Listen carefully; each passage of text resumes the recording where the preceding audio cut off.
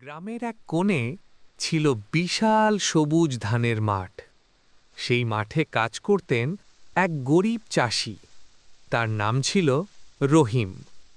ভোরের সোনালি আলো ধানের পাতায় ঝিকমিক করত। রহিম মাথা নিচু করে চুপচাপ কাজ করতেন।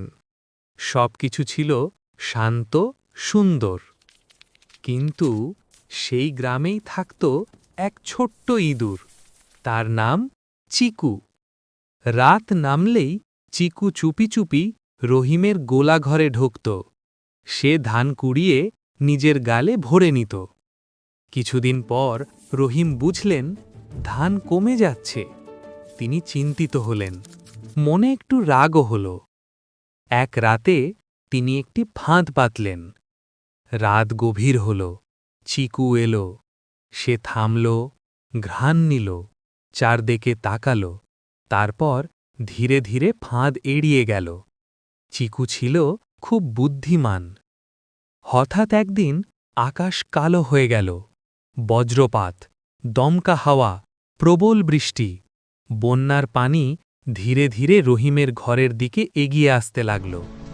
রাতে রহিম গভীর ঘুমেছিলেন, কিন্তু চিকু বিপদ বুঝতে পারল। সে দৌড়ে গেল, রহিমের পায়ে কামড় দিল। একবার, দুইবার। রহিম জেগে উঠলেন। তিনি দেখলেন দরজার নিচ দিয়ে পানি ঢুকছে।